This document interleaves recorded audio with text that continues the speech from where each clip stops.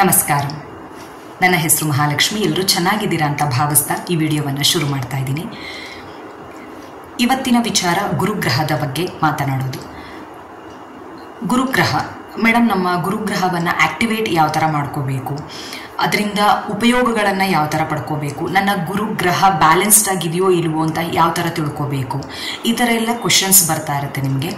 ಗುರುಗ್ರಹ ಅಂತ ಬರೋದಾದರೆ ಯಾವುದ್ರ ಬಗ್ಗೆ ನಿಮಗೆ ಗುರುಗ್ರಹ ಅಂತ ಹೇಳೋದಾದರೆ ತಿಳ್ಕೋಬೇಕು ಅಂತ ಹೇಳೋದಾದರೆ, ಒಂದು ವಿದ್ಯೆ ಬಗ್ಗೆ, ಇನ್ನೊಂದು ಧರ್ಮದ ಬಗ್ಗೆ, ಸಂತಾನದ ಬಗ್ಗೆ, ಧನದ ಬಗ್ಗೆ, ಗೌರವದ ಬಗ್ಗೆ.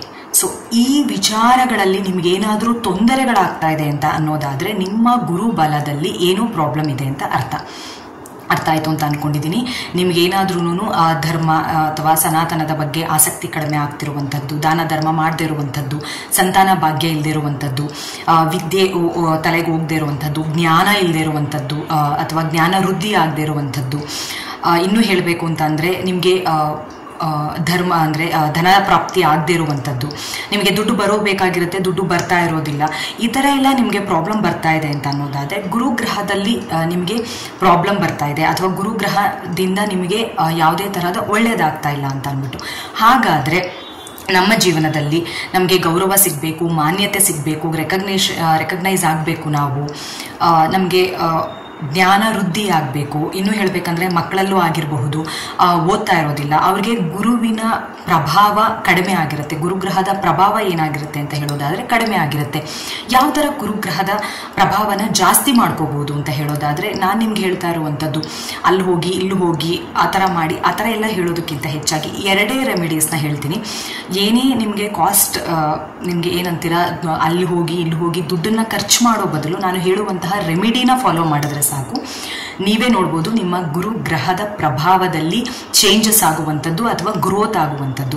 ಹಾಗಾದರೆ ಏನು ಮಾಡಬೇಕು ಅಂತ ಹೇಳೋದಾದರೆ, ಒಂದು, ನಿಮ್ಮ ಗುರುಗ್ರಹ ನಿಮ್ಮ ಮೇಲೆ ಒಳ್ಳೆ ಪ್ರಭಾವನ ಬೀರಬೇಕು ಅಂತ ಅನ್ನೋದಾದರೆ ನೀವು ಸ್ಪಿರಿಚುವಲ್ ಆಗಬೇಕು. ಸ್ಪಿರಿಚುವಲ್ ಅಂತ ಹೇಳೋದಾದರೆ ದಾನ ಧರ್ಮವನ್ನು ಮಾಡುವಂಥದ್ದಾಗಿರಬಹುದು, ದೇವಸ್ಥಾನಗಳಿಗೆ ಹೋಗಿ ಬರುವಂಥದ್ದಾಗಿರಬಹುದು. ದೇವಸ್ಥಾನಕ್ಕೆ ಹೋಗ್ಬಿಟ್ಟು ಮೇಡಮ್ ಒಂದು ನಿಮಿಷ ಕುತ್ಕೊಂಡ್ಬಿಟ್ಟು ಎದ್ದು ಬಂದುಬಿಟ್ರೆ ಆಯಿತಾ, ಆ ಥರ ಅಲ್ಲ. ಒಂದು 5 ನಿಮಿಷ ಹೋಗಿ ಮೆಡಿಟೇಷನ್ ಮಾಡುವಂಥದ್ದು. ಬರೇ ನಾನು ಹೇಳ್ತಾ ಇರುವಂಥದ್ದು ಓಕೆ ದೇವಸ್ಥಾನಕ್ಕೆ ಹೋಗಿ ಬಂದುಬಿಟ್ರೆ ಮುಗ್ದೋಯ್ತಾ ಕೆಲಸ, ಆ ಥರ ಹೇಳ್ತಾ ಇರುವಂಥದ್ದಲ್ಲ. ನೀವು ದೇವಸ್ಥಾನಕ್ಕೆ ಹೋಗಿ ಬಂದುಬಿಡೋದು, ಇಲ್ಲಿ ಯಾರಾದರೂ ಹಿರಿಯರಿದ್ದರೆ, ಗುರುಗಳಿದ್ದರೆ ಅವ್ರಿಗೆ ಅಗೌರವ ತರುವಂತಹ ಮಾತುಗಳನ್ನು ಆಡೋದ್ರಿಂದ ಗುರುಗ್ರಹದ ಮೇಲೆ ತುಂಬಾ ಎಫೆಕ್ಟ್ ಬೀಳುತ್ತೆ. ಅದಕ್ಕೋಸ್ಕರ ಹೇಳುವಂಥದ್ದು ನೀವು ಸ್ಪಿರಿಚುವಲ್ ಆಗಿರಬೇಕು. ಸ್ಪಿರಿಚುವಲ್ ಅಂತ ಅನ್ನೋದಾದರೆ ಮನಸ್ಸಾರೆ ಆತ್ಮಸಾಕ್ಷಿಯಾಗಿ ನೀವು ಗುರುಗಳಿಗೆ, ಹಿರಿಯರಿಗೆ ನಮಸ್ಕಾರ ಮಾಡುವಂಥದ್ದು ಅಥವಾ ಗೌರವವನ್ನು ಸೂಚಿಸುವಂಥದ್ದನ್ನ ಮಾಡಬೇಕಾಗುತ್ತೆ.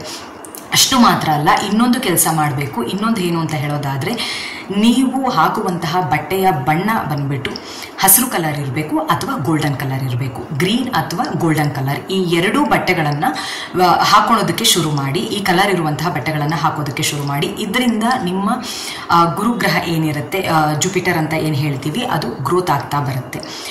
ಇಷ್ಟನ್ನು ಮಾಡಿದ್ರೆ ಸಾಕು, ಜೀವನದಲ್ಲಿ ತುಂಬ ಚೇಂಜಸ್ನ ನೀವು ಕಾಣಬಹುದು.